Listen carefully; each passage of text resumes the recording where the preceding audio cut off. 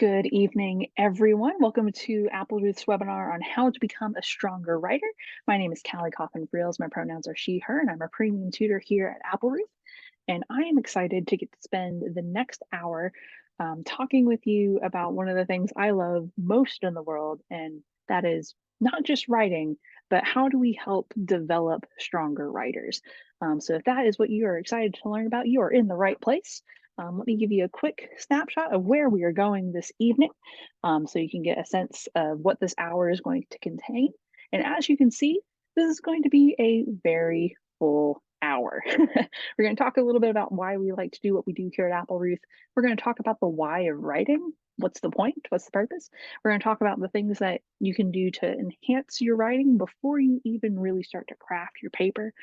We're going to talk about some things that you can include in your manuscript to make it stronger, how to ask for feedback and how to give it, which I think is incredibly important as more and more teachers and professors are including peer review assignments, right? Where you are evaluated on your ability to evaluate your peers' coursework. And then we'll wrap up with some ways to grow as a writer. We will also have a question and answer portion towards the end of our time together this evening. So if you have some questions, please hold on to those. We will have some time towards the end of the webinar to discuss those. But without any further ado, let's get into it. So at Applerouth, we believe that when you change students' self-beliefs, you change their lives. So what do we mean by that? We believe that students are incredibly capable people, whether we're talking about the youngest kindergartner who's just getting started on their academic adventure to students who are in college, like really grappling with more complex ideas. One of the biggest obstacles to student success is what students tell themselves about their own abilities. And if they believe that they aren't able to do something, then why should they try it, right? If someone believes so earnestly that they are just not a math person, why should they try in their math class?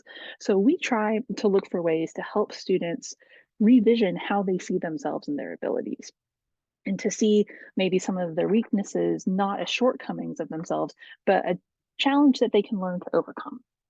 And we work with them in a couple different areas to help change those mindsets to from what we call a fixed mindset, which says I'm just bad at this thing, towards what we call a growth mindset, which says that I can improve this skill with practice.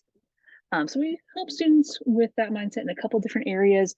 Academic tutoring will be the first, and that's really going to be kind of the bucket that tonight's webinar falls into. Academic tutoring, of course, looks like help with writing, or help with coursework, and anything and everything between, from kindergarten all the way up in through college. Another place where Applerouth really helps students with that is what we call test prep. So we're talking college admissions, so ACT and SAT, maybe some PSAT work, but also other kinds of tests. So if you're working with a student who is looking at some specialized private schools and you need some work in the SSAT or the Shazat for folks up in New York and things of that nature, we provide assistance there. And then of course with the AP exams, which, I know we're only in November, but those AP exams in May, they're coming up quick. So we help students change their self-beliefs in those categories with those tests as well. And then executive function coaching. This is an area that Applerouth has really been kind of a trailblazer, in my opinion, in what it looks like to support students in executive function. And our founder, Jed Applerouth, likes to call executive functioning basically the invisible syllabus of school. Like, what are the things that some students are just intuitively good at, naturally good at, that other students aren't? So things like organization. How do you set up your planner so that you can use it effectively? How do you create an organizational system so you know what assignments you need to do and what assignments that you've finished but maybe not turned in yet and need to turn in? How do you set up a study schedule so that way you're not just procrastinating to the last moment? How do you set up a schedule to write your essays and plan them out well, so then you're also not procrastinating that and trying to create a perfect final and first draft the night before that 5 to 6 page paper is due? So executive function coaching is about how do we help students create these systems that set them up for success, which are skills that they can use immediately and also in the long term. Like, that's stuff that you can use to build your career. So those are the areas where we really dig into that why of like helping students change what they believe about themselves and their capabilities. And tonight we're going to stay camped out in this academic tutoring side of things by talking about writing and its importance in education and helping students grow as writers. So before we get into the brass tacks of like how do we actually write, it's important to talk a little bit about where are we as a society and how we think about writing. So really the importance of writing starts to become necessary a little bit after the Industrial Revolution. And when I say the importance of writing, I mean particularly for a capitalist society, like what's going to create benefits, what's going to be profitable, right? And so when it comes to factory work, having a literate workforce is helpful in terms of productivity and safety, but the institution itself did not really see any benefit to teaching the workforce how to write. It was one of those things where it's like basically, if you have the skill, great, we can use it. And if not, watch people build the things and learn what you can, right? So I get the sense that in, in that time that it's like writing, it's like great, if you've got the skill, amazing, work with it. If you don't have the skill, we're not going to teach you how to do it. And unfortunately, that's some of what carries on into today. And when it comes to looking at how this happens in our schools, I want to be very, very, very clear up front that this is not a knock against our school system, right? Especially when you get into high school level and you get into your literature classes that are all about like analyzing good literature. The thing about the reality that time is going to continue to move forward, that means that the volume of culture shifting literary works is only going to increase. And so even now, the books and articles and essays that have impacted culture, there's so many more of them now than there were when I was in high school, for example. And so what our teachers are having to do is kind of assess like, well, I only have certain amount of time with my students, certain amount of time in the school day to expose students to this literature that may come up on the AP exams, that may come up in their college courses and whatnot. So how do I prepare them adequately to analyze that? So when it comes to what's happening in our classrooms, something's got to give because there's just simply not enough hours in the day. So typically the focus becomes more on how do we teach students to read and analyze these works, and then the grammar mechanics and like formulating your arguments and sentences kind of falls to the wayside. Um, a lot of colleges are seeking to remedy this by offering like a freshman writing seminar their first semester, which is typically required for all students unless they achieve a certain grade, a certain score on some of their AP exams, so like AP Lit and Lang and so on. Generally, though, those writing seminars are geared towards what writing at that particular university looks like. So you learn the style guide that that university uses, which is good and fantastic for that specific context. But if you go on to a different university for grad school, you may find yourself having to almost reinvent the wheel when you see what style guide they use. Okay.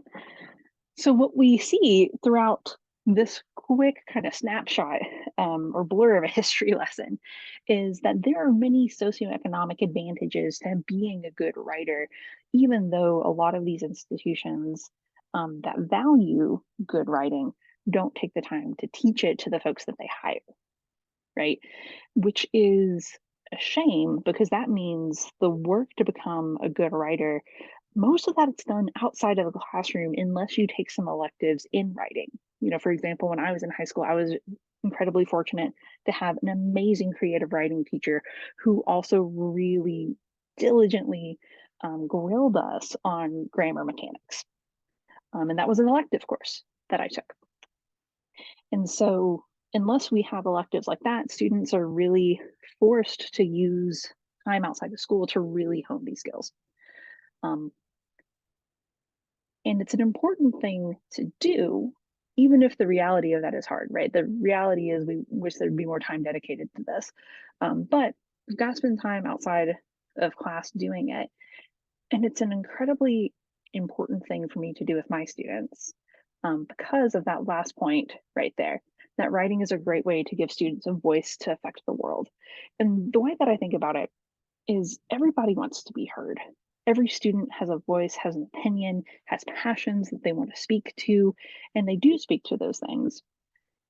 But if we don't have the ability to articulate those opinions well, we're not going to be heard. So, writing isn't so much the student's voice, writing is the megaphone that lets a student be heard. So, that's one of the things that I stress to my students whenever we're working through some of our grammar rules and they're like, well, why am I having to learn about commas and semicolons and all of this? I remind them that we're tuning their megaphone. We're getting the batteries charged up so that way the world can hear them when they use their voice. All right. So that's a little bit of our little quick snapshot of history. Let's talk about setting up our writing. Okay.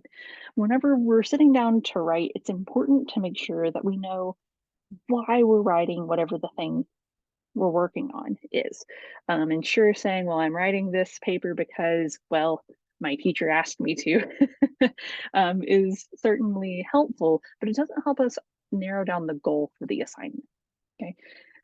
When setting our goals, it's important to remember that prose writing, which is typically all the writing that we do in school, just about, can only accomplish a handful of things. The first thing is to tell a story. The second is to explain something. And the third thing is to offer an opinion. So when you sit down to write your essay for school, it's important to ask yourself, well, which of these three goals should this paper meet based off of the rubric my teacher has given me? Am I telling a story?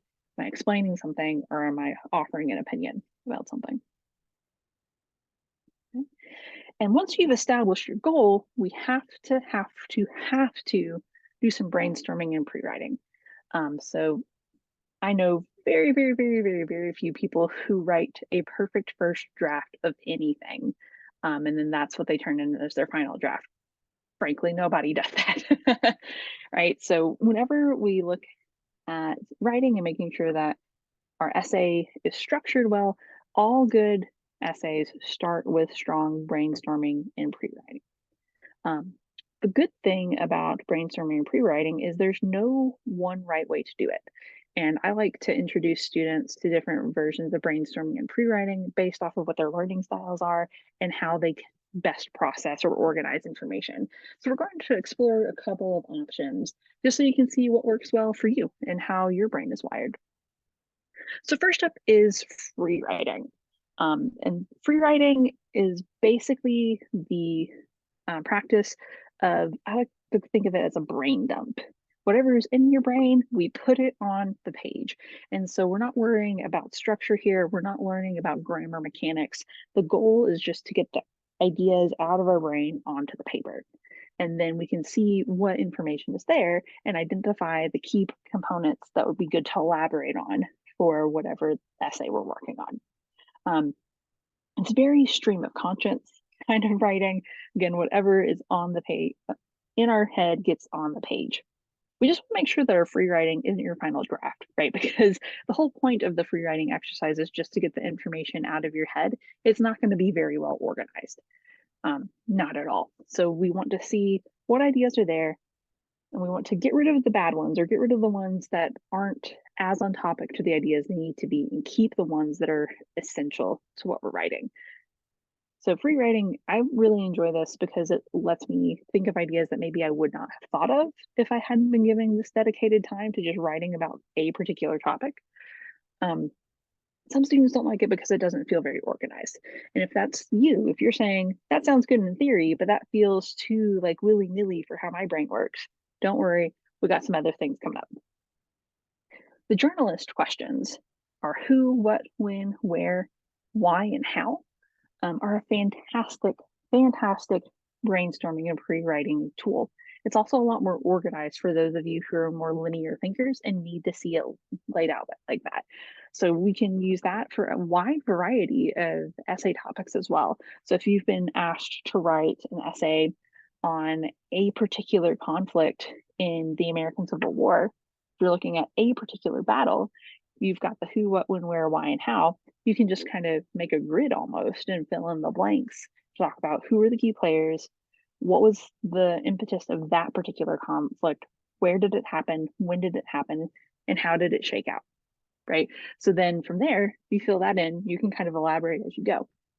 This is also fantastic for fiction writing. If you're in a creative writing class, let's say, and you are writing a short story, you got it. You know that we can talk about who your main characters are, what's the plot, where is it happening, when is it happening, and how do the events unfold, right? So you can definitely use this for a wide variety of topics, styles of writing, genres of writing. Um, and if you need that information to be more organized, like the journalist questions is a really fantastic place to go. Okay. So from there, outlining is incredibly helpful way to do some brainstorming and to do some pre-writing. I like to do this one to kind of kill two birds with one stone, if you would. So the way that outlining can benefit us is it allows us to organize the information, and then I usually treat the main headings as individual paragraphs if it's a shorter paper, or sections if it's a larger paper, and then the subheadings would indicate what ideas are discussed in those paragraphs or sections. Okay, I also like that because if you treat the heading as, or like the main heading as one chunk, then you can kind of move everything under that heading as you figure out what organization makes the most sense, and maybe idea A needs to come before idea B, and so on and so forth.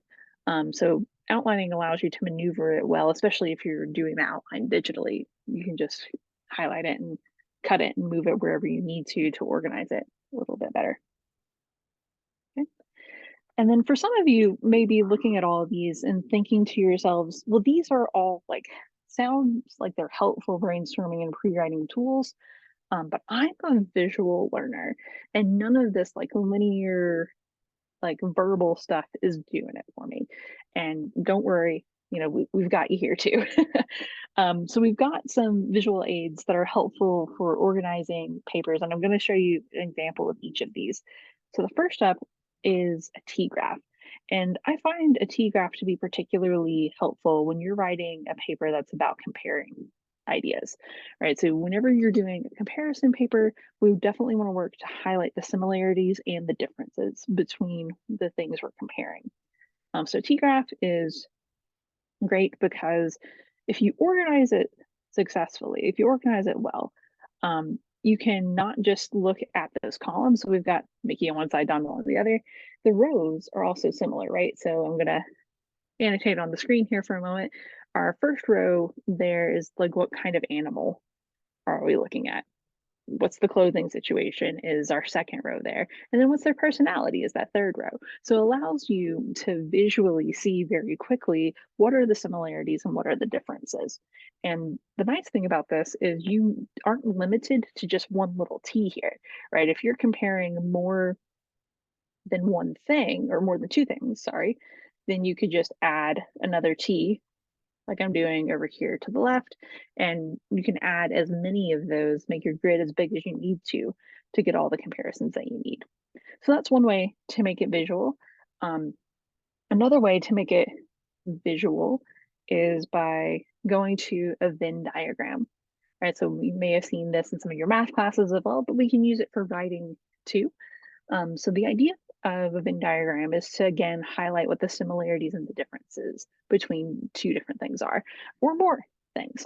So here we've got a Venn diagram that's comparing vampires to chocolate, and then where the circles overlap would be um, what they share. And in this case, Count Chocula is what they share, that adorable little serial character. So similarly to the T-graph, if we wanted to compare more, we would just add more circles. So in this case, we would add a circle maybe kind of like this, and we would position it in such a way where there's an area that would compare whatever our new idea is to just vampires, to just chocolate, and then the shared ideas between all three of them. So my visual learners really enjoy a Venn diagram because this is probably one of the most visuals of the set. Um, and it allows students to organize it in that way. So again, very good for a comparison essay. And then another way to visualize information would be to use what's called a bubble map.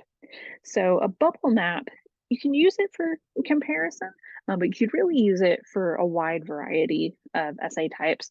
I think it's most successful when you're asked to analyze something or to give an explanation on it.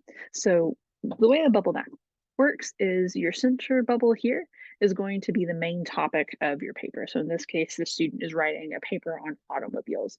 And so each little branch here branches off to a different kind of automobile.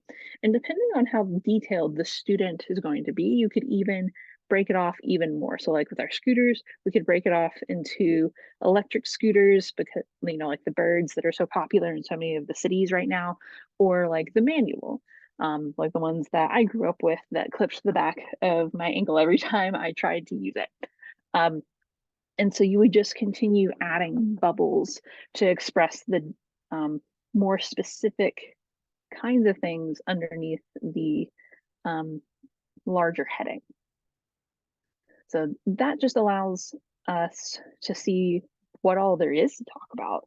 And from there, students can narrow in just on the pieces that they need to focus on for their essay. So for a bubble map, the student may end up with something that's very, very large.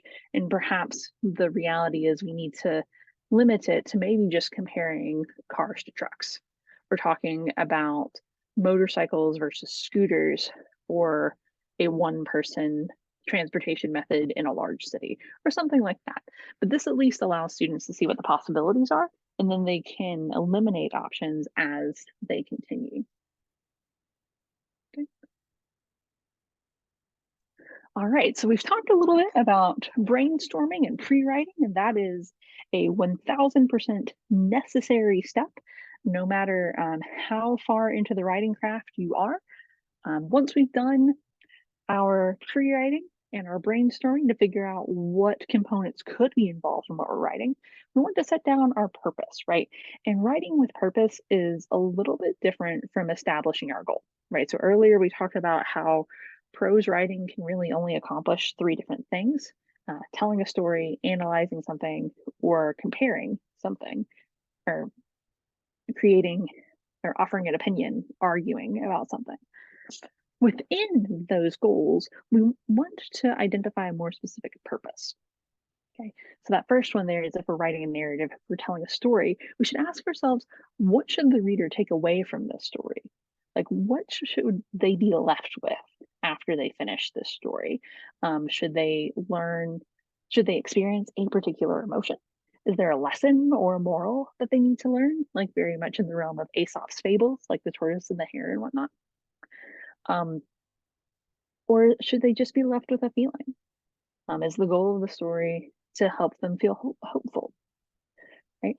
Same kind of thing with analysis and argument. The analysis is like if we're explaining something, what should the reader be able to do afterwards, right? If we're writing a paper explaining how to, if we're writing a recipe, rather, um, by the end of that recipe, our readers should be able to cook whatever the thing is, right?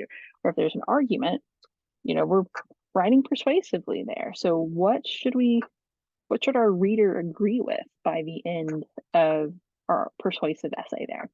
So we want to make sure that after we've done our brainstorming and our pre-writing, that we're picking out the components of our pre-writing that help us accomplish the goal or the purpose that we need to based off of these metrics that we have here. Okay. So how do we start? It's a great question. When in doubt, a three-pronged thesis is a great way to get started. So this is a pretty standard thesis that students learn typically in middle school, maybe a little bit sooner, but it's a classic for a reason. It has an organizational structure for the entire paper built in. So we have this example thesis that we'll be using for the next couple of slides.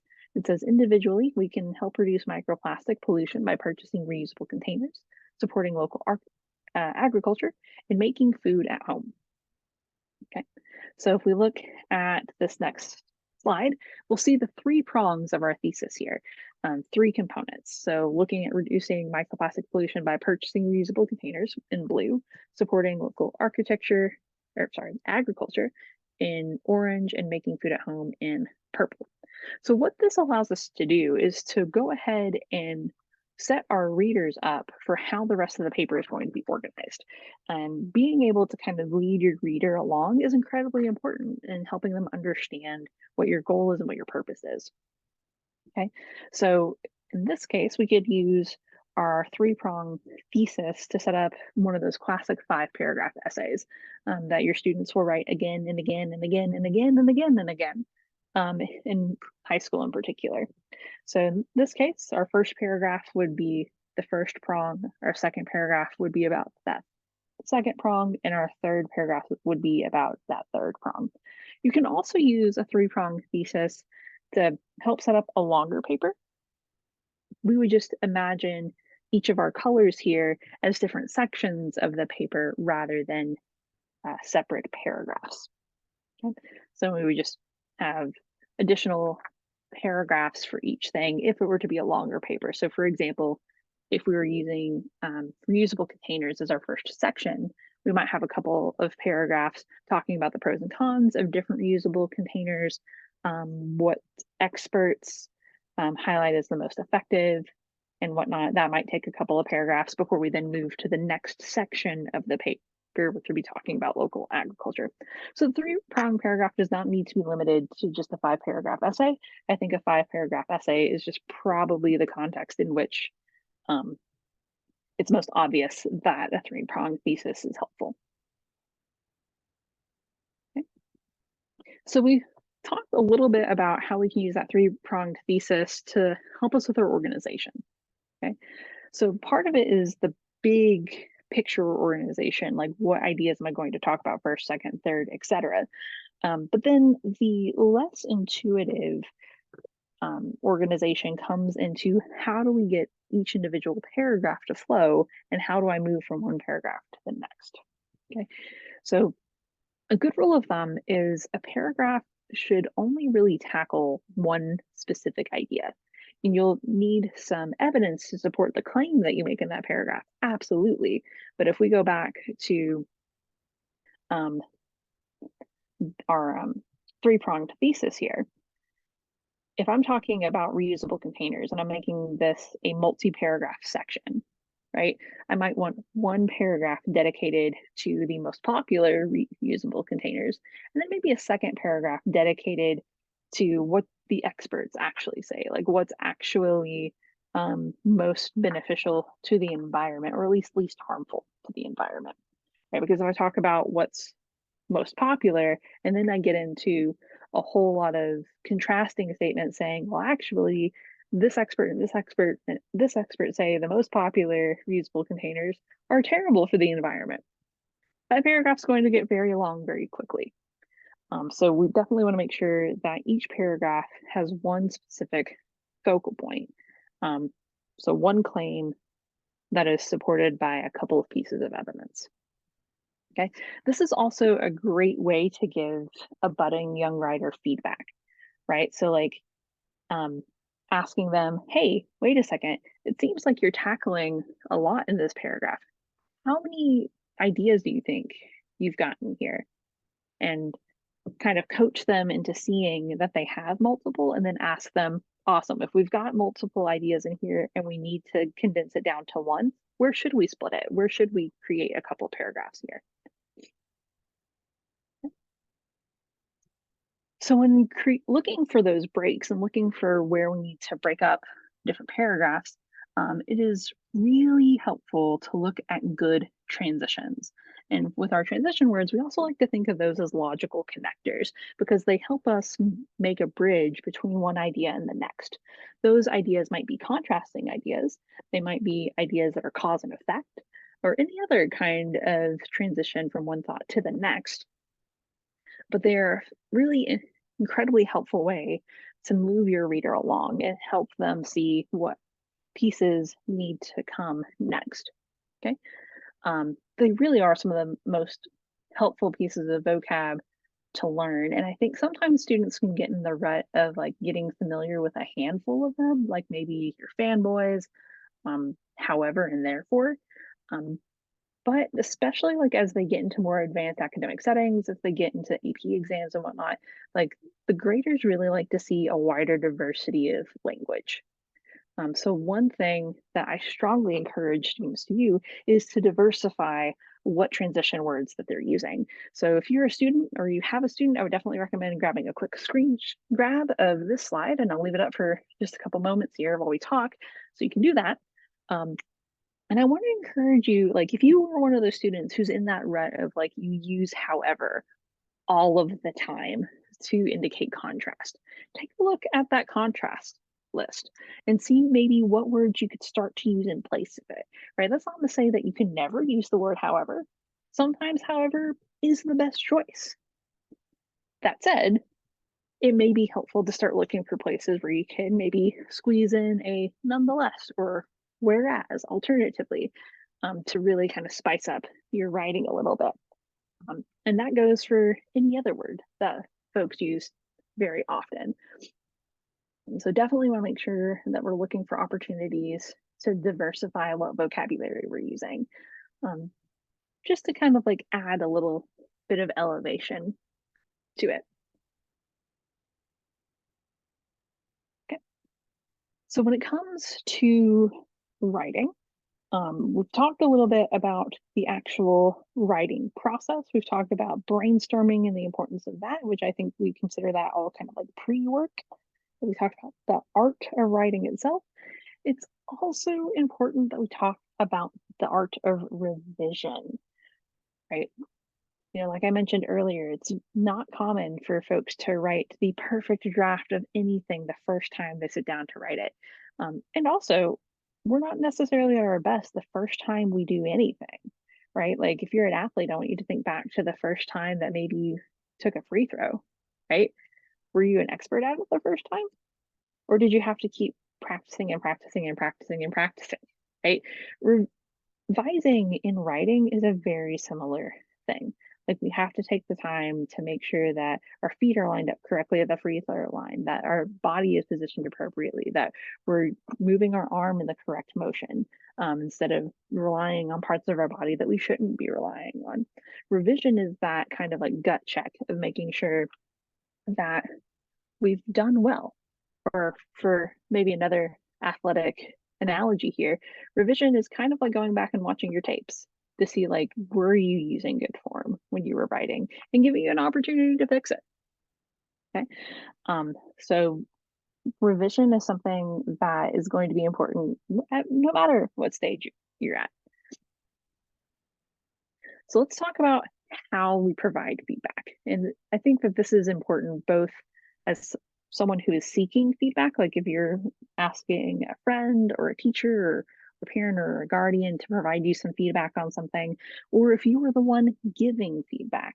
You know, at the top of the hour, we talked about how a lot of teachers and professors are adding more and more assignments where they do peer review, right? Where you have to pair up with one of your classmates and you each give each other feedback on your papers and you get graded on the feedback that you provide. Right, so like this is important whether you're giving or receiving feedback. So a couple of metrics that I use when I'm giving my students feedback is looking at their argument. Do they have a clear relevant thesis? And when I say relevant, I mean it's related to the topic that their teacher assigned, because you can have a clear thesis that is completely unrelated to the class assignment. Right, so we want to make sure that it's clear and that it's on topic to whatever the goal of the paper is. Specific details, right? Definitely want to make sure that my students are using good evidence to support their claims. So if I see a lot of comments that they post like, well, some people say that Trident is the best chewing gum. Other people say that it's not. It's like, okay, well, give me some details that support that claim. You can't just say some people are generally, sometimes, we've got to get some specificity in there to really give strength to your argument. Then we look at more brass tacks writing components, like the organization. Do we have some clear paragraph breaks? Are the paragraph breaks where they are supposed to be? Or has my student just given me one big block of text, right? And we have to figure out where those breaks need to go. And then we can look at sentence variety and word precision. So sentence variety is about using various sentence structures in your writing in order to keep it interesting, right? Because it gets kind of boring if you see the same sentence structure over and over again. One example that I like to go to for this is the children's book about the dog Spot. And the way that the children's books are set up, all of the books are like, this is Spot, see Spot run, see Spot chase the ball, right? Which is a fantastic tool for teaching kids how to read, right? If we're writing and working to express a story, though, not necessarily the toolbox we want to dip out of, right? We want to make sure that we're using a wide variety of sentence structures to keep our reader engaged. And then word precision comes back to what we were talking about with our transition words. We want to make sure that we're using the correct word to describe something, but not the same word every single time. So if we need nevertheless instead of however, let's make sure we're using nevertheless. And that's something that becomes easier with time as you write more and more. That's something that I work on with students as well, like boosting their vocabulary and whatnot, so they do know more precise words to include. Okay, so these are some great places to start when you're looking for feedback on your own work. If you're doing some self-feedback, so if you write something, leave it for a day, don't look at it, and then come back to it that second day and say, hey, is my thesis as clear as I thought it was yesterday? So it's great for giving yourself feedback, it's great for getting feedback from other people, and it's great for giving feedback to other people. Okay. So receiving feedback can be stressful. I don't know about you, but whenever I give a piece that I'm working on to a friend and say, hey, what are your thoughts on this? It's a nerve-wracking experience. I feel my heart rate go up a little tiny bit. So it's important that whenever you are giving feedback to do so with good intentions, right? To be generous critiquers, right? Because I feel like whenever we hear that word critique, we automatically think of criticize, to be really negative towards it. But good feedback should also involve what's done well. So if we go back to that previous slide, if my student has provided a clear and relevant thesis, I'm going to let them know. And I'm going to let them know what makes it strong, right? I'm not just going to tell them, hey, that's a good thesis and move on. I'm going to tell them, I appreciate how you made your argument clear here. And I appreciate that maybe, in this scenario, the student does a three-pronged thesis and say, I appreciate that you used the three-pronged thesis here because it tells me how your paper is going to be organized, right? So we definitely want to make sure that we're highlighting what the student does well and why it's good. So that way they know that they should continue to do things like that. And of course, we want to make sure that we highlight the things that could be done a little bit better. And again, to be specific about it. Sometimes if you're working with a student who is maybe a little bit self-conscious about their mistakes, and it's one of those situations where you're like, if I highlight everything that they've done incorrectly here, they're not going to be excited about writing. And frankly, I wouldn't blame them. If I went into a situation and somebody just told me every single thing that I did wrong, that I can't think of anybody who enjoys that. So sometimes as you're working with students and you're going to be working with them long term, I think it's helpful to kind of scaffold and say, well, what are the things that we're focusing on right now? We've been working on punctuation. So on this essay, I'm really going to offer more critique on the punctuation skills. And so maybe narrowing it down to one higher order skill, which is more of the ideas that the student is writing about. So are they using good evidence to support their claims? Did they master that paragraph organization that we talked about a while ago, and one lower order skill. So that would be closer to like grammar, punctuation rules. Are they using clauses correctly, and those kinds of things. And then as they master that, you can move on to examining a different higher order skill and a different lower order skill as your student continues to grow. Okay. All right, so we've got a little comic on the screen here, and we've got someone asking a second person, how do you draw so well? And the second person says it's practice. The first person says it must be an innate gift, a gift from God. And the second person says it's practice. And the first person says, I'll never understand how some people are so talented. It's a mystery. And the second person again responds, practice. So based off that comic, you can probably guess where this next piece is going. How do you become a good writer? You write by writing. You become a stronger writer by doing it more and more. And recognizing that it's not necessarily a gift, it's a skill. And any skill can be improved, right? So, like, some people may be more naturally inclined towards writing, but that doesn't mean that writing is just a gift that comes incredibly naturally, right? So, back to the basketball analogy earlier, like, you have to learn how to play the sport. You have to learn the rules. You have to learn how to manipulate the ball and whatnot. And some people may be naturally inclined toward that because of their genetics or because of their height or something like that, but they still have to learn and they still have to practice. And writing is a very similar kind of thing. So back to this idea of like what we talked about at the very top of the hour, developing a growth mindset. And if we view writing as a skill rather than as a gift, we can view it as something that we can improve upon, right? Because a fixed mindset assumes that like I'm just bad at this thing and I'm never going to get any better at it because I'm bad at it. But a growth mindset says if I commit to taking the time it takes to learn skills, then I can grow as a scholar. I can grow as a writer. And the cool thing about developing a growth mindset, if I might get a little nerdy for a moment, is that the way that we talk to ourselves in that regard literally changes the schematics of our brain, right? Because a fixed mindset operates on like patterns that our brain has already established, and becomes incredibly, well, for lack of a better word, fixed. But a growth mindset actually sparks the development of new neuron paths, which leads to overall a healthier challenge for your brain and also a healthier brain. Frankly, it's creating new connections and building new synapse pathways and things like that. So, like, the psychology behind that's amazing.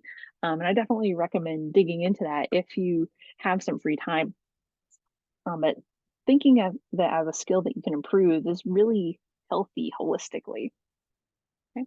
But promoting growth as a writer, there are three things that you can really do to improve your writing. And I'm going to very affectionately call these the three R's, even though the second R is really a W. So the three R's: read, write, and revise. Okay. To become a stronger writer, it's important to take time to read. Just like back to the football analogy we used earlier, sometimes you watch tapes of an old game to see like what you can improve upon. And sometimes you watch tapes of one of your favorite teams to see how amazing they are and to figure out what they're doing so well so you can do it too. So a big part of becoming a strong writer is reading good writers. So reading different authors, like if you want to be a sci-fi writer, read good sci-fi and see how they're structuring their chapters, how they're organizing the story, what diction they're using as they write, so you can see what you might can adapt towards your own work. Okay. And so when you're reading, you definitely want to make sure to like, sure, yes, sometimes read for the sake of reading because reading is fun. And that's a hill I'll die on. But whenever we're reading for the purpose of growing as a writer, it's important to ask yourself some questions. Why did the author write this text, right? What are they trying to convince me of? What are the key details I should know? Things like that are going to help you learn what they're doing really well. Okay. To our second are here promoting growth as a writer. To strengthen your writing, you got to write. You got to pick up a pencil, or you got to type at a keyboard for sure. And a good way to do that is to grab some prompts, right? So one exercise that I did in grad school was called morning pages, which is basically very first thing you get up the morning, 10-15 minutes, and you write whatever is on your brain, kind of like the free writing brainstorming exercise we did earlier. And the point of this is there's no agenda. You're just writing for the sake of writing to get used to that practice. Okay. Some other things that you can do that are a little bit more challenging, I think, is to summarize chapters of your summer reading using only a tweet, like the OG tweet of 180 characters. Um, I think you'll be surprised at how challenging that is, but it also is an incredibly helpful exercise because it helps students really learn how to express an idea concisely, right? Because concision is such an important skill in writing. And so challenging your students to summarize a chapter of their summer reading using only a tweet is actually a really fun challenge. So it's something that I would encourage you to try. Okay. Sometimes just using the world around you for inspiration. So here we've got an image. A way that you could practice writing is to write a short story based off of that image. So there are lots of questions we could ask. And I think the first one would be like, why are all these kids staring at me? I'd also maybe take note of how they're dressed. It's like, this seems like an older picture. Have I time traveled? Am I an adult here, or have I gone back in time and am I a child with an adult's brain? Right? Like lots of things that we could ask ourselves to write a short story based off of this image. And I will also kind of plug here that there are a lot of great books out there that are just books of prompts. You can get them in a lot of places. I have one from Target, which also has the added challenge of using specific vocab words in it. So it's like, write a story about a time you got stuck in an elevator with your biggest enemy, and also make sure to incorporate these 7 words. So that's a fun exercise to give a student every now and then. But so you can find resources like that pretty much everywhere, and they're not terribly expensive.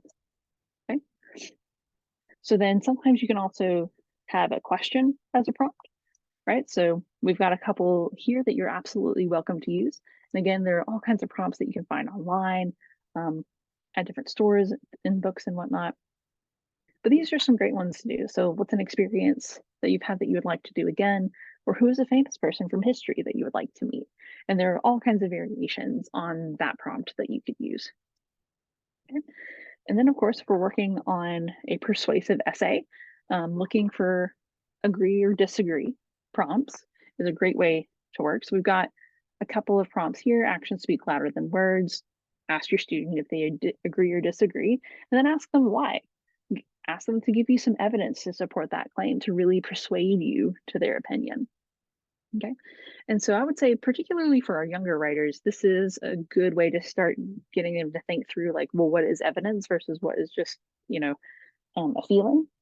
But for my older students, particularly for my high school and college students, I push them to think beyond the agree, disagree, yes, no binary, to look at more nuance, right? So I'm taking one of the examples from the previous slide, all good things come to those who wait. A valid argument there would be context matters. For baking a cake, it's good to wait until it's finished baking. During a race, I need to go when the ref says go. So all good things come to those who wait. Perhaps it depends more on the context um, in that case. So like inviting students to move beyond like just the black and white way of thinking, and to see, well, what are those shades of gray, and what um, nuance and complexity could I add to this topic by exploring those shades of gray? Okay. Another thing that you could have students do to work on the writing is to explain how to do something. I think during the peak of the pandemic, we all saw graphics like this throughout public restrooms and whatnot. And I don't know about you, but I think many of us were surprised to see that there were that many steps involved to washing your hands well, right? So this is a really fun exercise, particularly for younger students, like giving them a prompt like saying, explain to me how to make a peanut butter and jelly sandwich. And then and then you follow their instructions as literally as they wrote them. and they'll see which steps they left out. It's a really fun way to spend a summer day. I used to do that with some of my students when I worked as a camp counselor, and they got a big kick out of it. Um, but it's also a really great exercise in seeing, am I paying attention to detail? What details do I need to pay more attention to?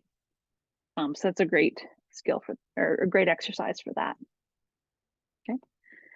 And then back to our third R, revise. Even with some of these exercises that we're doing just to build our skills as a writer, we still want to make sure that we're getting feedback on that. We still want to make sure that we're revisiting those things, and asking ourselves, does it have a clear relevant thesis? Am I using evidence to support my claim? Do I have good paragraph breaks and all of that stuff, just to make sure that we're practicing the way that we're going to perform? Um, okay. And then, of course, when all else fails, keep writing. So again, writing is a skill that you can always improve upon, no matter how long you've been doing it. Writing is one of my favorite things in the whole wide world, and I know that I can still get a lot better at it. And it's a mindset that I try to instill with my students, not in like in a demeaning way of like, you're never going to be perfect at writing or anything like that, but just to highlight that it's something that we can always grow with. And I think that there's something kind of oddly inspiring about that, that I can be good at something, and a student can be really good at something, and there's still room to grow.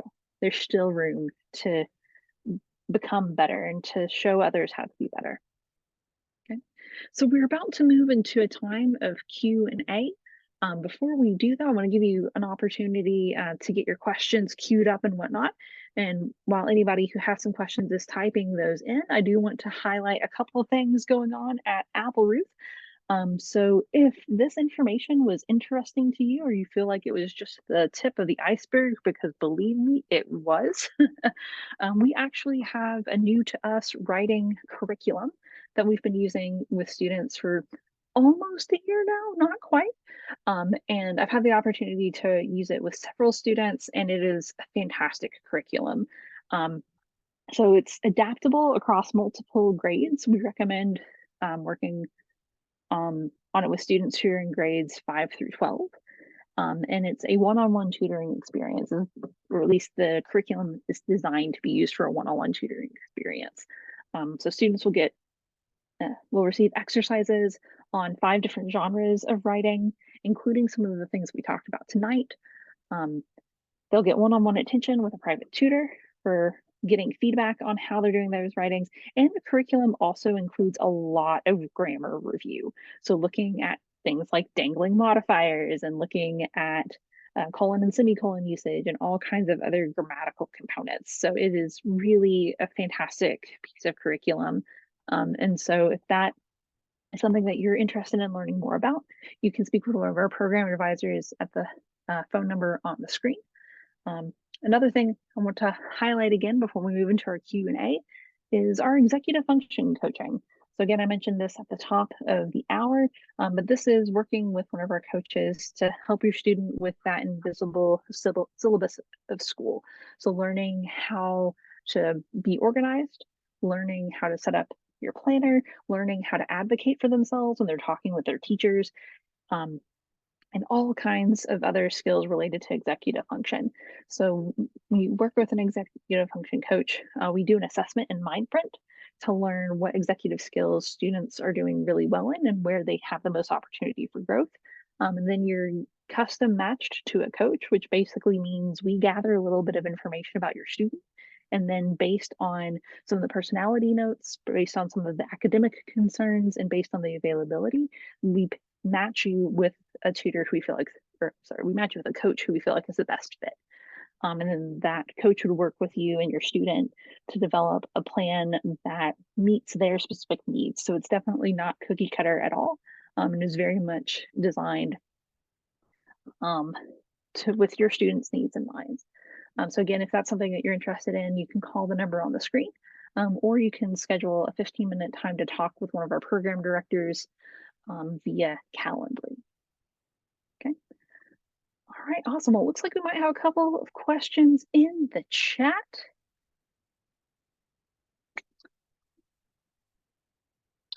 All right, so first question, is I'm interested in knowing if there's any hope for my older teen with ADHD and dysgraphia. It feels hopeless. Also curious what you think of starting with AI as a first step. I truly think that it's going to be a miracle solution if any teacher would let him try it. Thank you. Well, first of all, I want to say thank you so much for asking your question and the vulnerability of that question. Um, I'll say in my time at Applerouth, I've been working at Applerouth for about 10 years now. I've worked with a lot of students who have ADHD and dysgraphia. And I definitely know that it can feel incredibly frustrating at times. A couple of things that I have found helpful is learning what that student finds really interesting. Honestly, like anything that they find interesting. And if it comes to just helping them learn how to write, gearing it so much towards what they're interested in. I had one student a couple of years ago who had some pretty severe ADHD, and we wrote a lot of papers about Star Wars. A lot of papers about Star Wars, but it got him interested in it, you know? And I think, finding what is that point of entry that gets my student excited about this so it doesn't feel like such a drudgery. Like those are some small wins. But it takes those small wins to get them to the point where they can apply those skills to their assignments for school. Um, so I think that that's something that I would really consider. And even applying that to their schoolwork, if they are writing a persuasive essay about something and the student's allowed to pick the topic, again, like I encourage that same student to pick Star Wars if that's what it took for them to get invested in the writing process. Um, I can't really speak to the AI piece because I will say that I am not an expert in that. I am curious to see how it does impact academic settings, though. Like that's something I'm definitely going to be interested in. Okay. So thank you so much for asking. Another question here um, is what would you say is the most efficient way to improve your vocab? That's a great question. There are a lot of really fantastic resources that you can use. One of my favorite resources is called Free Rice. If you go to freerice.com, it is a website that's set up by the World Food Organization, which sounds completely unrelated, but bear with me. But freerice.com, basically, you would go in, you would pick your level. You can choose the level of difficulty. And what it does is it feeds you vocab words that progressively get more challenging, and you have to define them, right? And based on the level of difficulty that you're using, um, you earn grains, right? And once you've earned a certain number of grains, the World Food Organization actually donates a bowl of rice to a family who needs it somewhere in the world. So you're building your vocab and also helping some folks out. So that's something that I use with a lot of my students, and it's actually kind of gamified, which makes it a little bit more fun. So that's a tool that I would suggest. When it comes to specific vocab words in school, I generally recommend a good flashcard, right, or a Quizlet, where the front is the word and the back is the definition, the type of speech that it is, and then an example of it in a sentence. So that's something that I strongly suggest.